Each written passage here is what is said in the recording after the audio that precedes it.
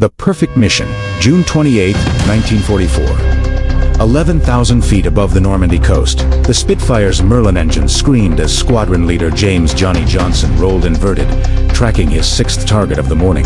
Through the gun sight's rings, an FW-190 filled his vision with green camouflage, black crosses stark against metal, the canopy reflecting summer sun. His thumb hovered over the firing button. 200 yards. 150. He pressed. 8. Browning machine guns erupted. Tracer rounds stitched across the German fighter-S fuselage in a line of fire so precise it looked drawn by a ruler. The 190 shuddered, then came apart. Metal fragments tumbled through the air. Black smoke poured from the engine, howling. The aircraft rolled left, fell away, spinning toward the patchwork fields of France below. Johnson didn't watch it fall. He was already scanning the sky for threats, checking his six, clearing his tail. Combat instinct, muscle memory, the kind of automatic response that kept you alive when 30 other aircraft were trying to kill you. His hands trembled slightly on the stick not from fear, but from adrenaline. Pure, electric adrenaline that made everything sharp and immediate and hyped. Gray count. 6 destroyed, returning to base. His voice over the radio sounded steady, professional. Like he'd just completed a routine patrol instead of downing half a dozen enemy fighters in one sortie. Like this was normal. The rest of his squadron formed up on his wings as they turned west, back toward England. Through his canopy, Johnson could see the other Spitfires battered. Some trailing thin wisps of smoke, all of them low on ammunition and fuel. They'd hit a German fighter formation over the beachhead, caught them climbing, and turned it into a massacre. The kind of engagement every fighter pilot dreams about. Perfect positioning, perfect altitude advantage, perfect execution. 6 confirmed kills in one mission. An ace only a handful of RAF pilots had ever achieved it. Johnson was now among them, a name that would appear in official reports, in squadron records, maybe even in the newspapers back home. At 24 years old, he'd just become one of the most lethal fighter pilots in the European theater. His ground crew would paint 6 small swastikas on his Spitfire's fuselage, adding to the dozens already there. Other pilots would buy him drinks. Squadron commander would shake his hand. He should have felt triumph, pride, something instead, as the English Channel came into view and the white cliffs of Dover rose from the gray-green water. Johnson felt only a growing coldness in his chest that had nothing to do with altitude, because he kept seeing that last 190. The way it had come apart, the way pieces had tumbled through the air like confetti, the way the canopy had separated from the fuselage, and something else. Something small that had fallen away from the disintegrating aircraft, tumbling end over end. A parachute that never opened. The airfield at Tangmere appeared ahead, runways carved into the English countryside, Nissen huts clustered around the perimeter. Aircraft dispersed in protective rivet. Home. Safety. Johnson lowered his landing gear and brought the Spitfire down, the wheels kissing the tarmac with barely a bump. Professional to the end. Even now, some part of his brain was flying the aircraft perfectly, while another part was somewhere else entirely. He taxied to his hard stand and shut down the engine. The Merlin's roar died to silence. In that sudden quiet, the world felt wrong. Too still, too peaceful. The ground crew was already running toward him, faces bright with excitement. They'd heard the radio calls. 6 kills. 6. Johnson unstrapped, pushed back the canopy, and climbed out. His legs felt unsteady on the wing. The crew chief was grinning, saying something, but the words seemed to come from very far away. Someone was already counting the bullet holes in his aircraft, only 3, remarkably few. Someone else was talking about fresh gun camera footage that would confirm all 6 kills. Gun camera footage. Johnson's stomach turned. Need to see the intelligence officer, he said. His voice sounded hollow. Need to review the film. Sir, don't you want to know? He walked across the airfield toward the operations building, each step feeling heavier than the last. Behind him, his Spitfire sat on the hard stand, engines still ticking as it cooled. gun barrels streaked with cordite residue, a perfect machine that had just performed perfectly. And somewhere in France, 6 German pilots were dead because of it. The intelligence section was already developing the film. The celebration, the officers' mess, was already crowded when Johnson walked in that evening. Word had spread fast 6 kills in one sortie. The kind of performance that became squadron legend. Pilots clustered around the bar, their voices carrying that particular volume that comes after the second or third drink. When the tension of combat finally starts to drain away, and men remember how to laugh again. Someone saw him in the doorway. There he is. The room erupted. Pilots Sturned raised their glasses, cheered. Someone started clapping, and others joined in until the whole mess was applauding. Johnson stood frozen in the entrance, his dressed uniform suddenly feeling too tight around his collar. He managed a weak smile, a small wave, anything to make them stop looking at him like that. Wing Commander Hendricks pushed through the crowd, grinning broadly, a whiskey in each hand. He thrust one at Johnson. 6 bloody aircraft? Johnny. Do you know what that brings your total to?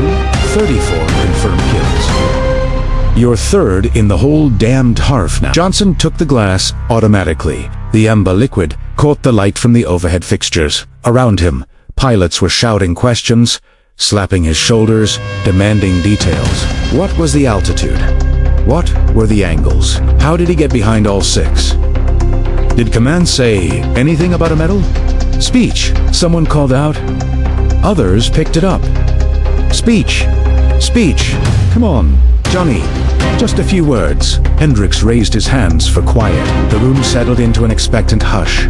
30 faces turned toward Johnson, all of them young even. The oldest was barely 30. Boys, really? Boys who'd learned to kill and somehow stayed alive long enough to become good at it. Johnson looked down at his whiskey, took a breath.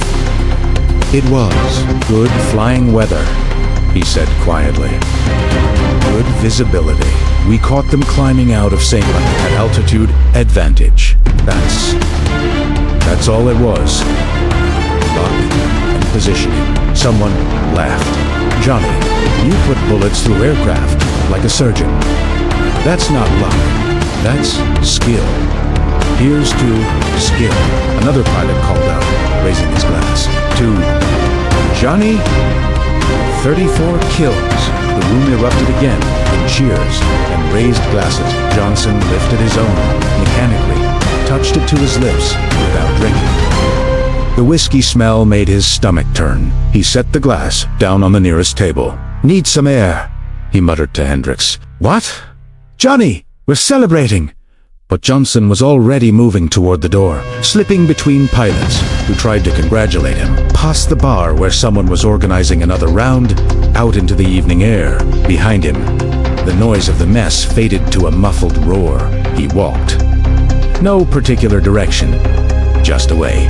His feet carried him past the operations building, past the dispersal huts, out toward the perimeter where the Spitfires sat in their revetments like sleeping predators. The sun was setting now, painting the sky in shades of orange and red that reminded him uncomfortably of tracer fire. His aircraft sat in its hard stand, already serviced and rearmed for tomorrow's missions. The ground crew had been busy all, 8 guns reloaded, fuel tanks topped off, the canopy polished clear, and along the fuselage, below the cockpit, someone had painted 6 fresh kill markings, small black swastikas, neat and precise, joining the rows of others that already covered the metal. 34 in total now. 34 little symbols representing 34 aircraft destroyed. 34 pilots who'd climbed into their cockpits one morning and never climbed out again. Johnson reached out, touched one of the fresh markings. The paint was still slightly tacky, quite a tally. Sir, he turned. Sergeant Davies, his crew chief, was approaching with a clipboard, checking something off a maintenance list. The man was grinning with obvious pride. 6 in one go. The lads are already talking about it. Reckon you'll make 40 before summer's out? Where you going? Sergeant, the 6th one, the last engagement. Did you see the gun camera footage? Davies's smile faltered slightly. Just heard the count from intelligence. Johnson looked back at the kill markings. His parachute didn't open. The pilot. He got out, but the chute was damaged. He fell. The sergeant was quiet for a moment. When he spoke again, his voice had lost its celebratory edge. That's hard luck, sir. But you can't think about it that way. You were doing your job. He was trying to kill you just the same. He was aiming. Davies. Maybe younger. Do you have children, Sergeant? Davies shifted uncomfortably. 2 boys, 12 and 14. Imagine them in a few years, 18, 19. Imagine them climbing into an aircraft with 50 hours of training, getting thrown into combat against someone like me. Someone who's done this 100 times. Someone who's very, very good at it. The sergeant said nothing. Johnson turned away from the aircraft. The Germans are sending children now. Did you know that? Intelligence confirms it. They're running out of experienced pilots, so they're drafted kids barely old enough to shave, giving them minimal training, and sending them up to die, and we're killing them. Efficiently, professionally. We re-adding them to our score counts and painting little symbols on our aircraft and celebrating in the mess. With respect, sir, that's not your fault. That's Hitler's fault for starting this bloody war in the first place. Is it? Johnson looked at him. Or is it my fault for being so good at finishing it? He started walking again, leaving Davies standing by the Spitfire with his clipboard. The sergeant called after him, something about tomorrow's mission schedule. But Johnson didn't turn around. He walked until he reached the airfield's western perimeter, where a low stone wall separated the base from the surrounding farmland. He sat on the wall and watched the sun finish setting. In the distance, he could hear the mess laughter and singing now. Someone playing a piano badly. They were celebrating. His squadron, his friends. Good men who flew and fought and died and somehow kept their humanity intact through it all. But Johnson couldn't hear the celebration without seeing that figure falling through the sky. Couldn't hear the laughter without remembering the parachute shredding apart. Couldn't feel anything but a growing numbness that had nothing to do with the evening chill. 34 confirmed kills. He'd been proud of that number once. Each one had represented survival, skill, victory. Each one had been a German pilot who would unbomb London or scrape Allied troops or shoot down other Hoth aircraft. Each one had mattered. But now, all he could see was the last one, the boy in the FW-190. The parachute that failed. The fall that ended in some French field where someone would find a crater and scattered metal and human remains, and they'd fill out a form and send a telegram to a family in Germany who would cry and mourn and wonder why their son had to die. Because Squadron Leader James Johnson had been doing his job. The stars were coming out now, somewhere up there in the darkness. Tomorrow, more aircraft would meet, more boys would climb into cockpits, more guns would fire, more kill markings would be painted. Johnson sat on the wall and made a decision, not consciously, not with any grand declaration, but with the quiet certainty that comes when something inside you breaks cleanly and cooing and be put back together the same way. He would fly tomorrow. He would complete his missions. But something fundamental had changed, and both he and the war would have to figure out what that meant.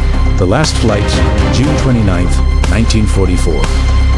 Dawn patrol, Johnson climbed into his Spitfire's cockpit while the sky was still gray with pred and light. His hands moved through the preflight checklist, automatically fuel selector trim tabs, magnetos, flaps, muscle memory taking over while his mind was somewhere else entirely. Around him, other pilots were strapping in, engines coughing to life one by one until the airfield thundered with the sound of Merlin engines at full song.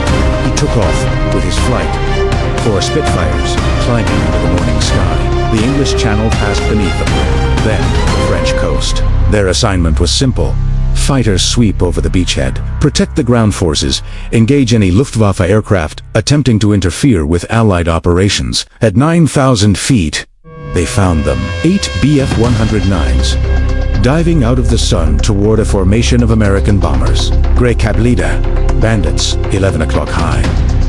Engaging Johnson's thumb moved toward the firing button. The 109s were in perfect position, silhouetted against bright clouds, unaware of the Spitfires climbing beneath them. An easy bounce. An easy kill. His thumb hovered over the button.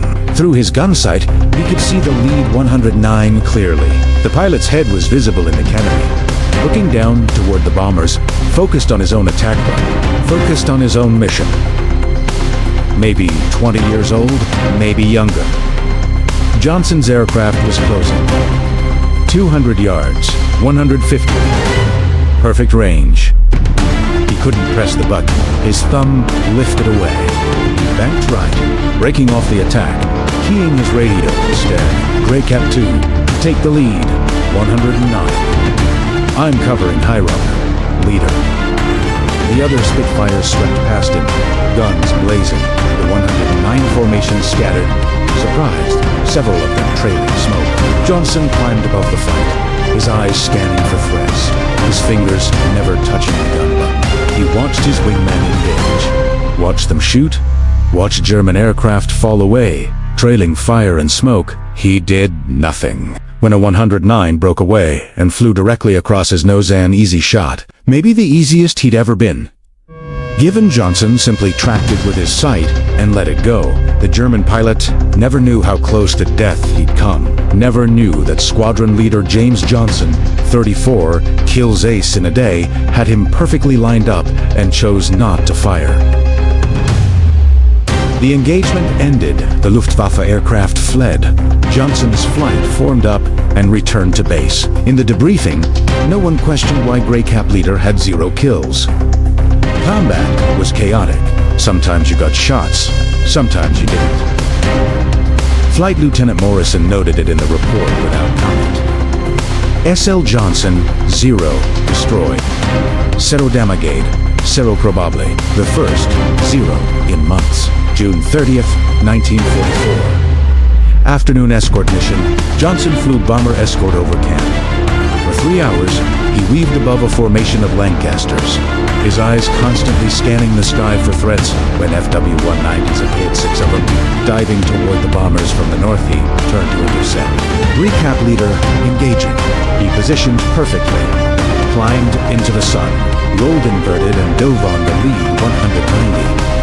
The German pilot saw him too late, tried to break right. Johnson followed effortlessly, his Spitfire responding to the slightest touch. The 190 filled his gun sight. Range, 100 yards. Perfect deflection. His thumb found the firing button. Through the gun sight's glass, he saw the German pilot's helmet, saw the man's head turning, looking back over his shoulder, seeing the Spitfire on his tail. Seeing death coming, Johnson's thumb lifted off the button. He fired a burst 50 yards wide, intentionally missing. The tracer rounds passing harmlessly to the left of the 190. The German pilot broke hard right, dove away, disappeared into cloud cover. Gone. Alive. Johnson climbed back to the bombers.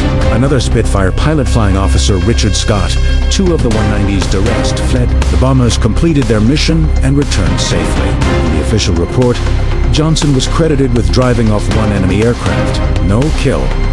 Just a scared German pilot who would fly home, land at his base, and maybe live to see the end of the war. That night, Johnson didn't go to the mess. He sat alone in his quarters, staring at the wall, feeling the weight of what he'd done. Or rather, what he hadn't done. 2 missions, 0 kills, and somewhere, 2 German pilots were still breathing because James Johnson had chosen mercy over duty.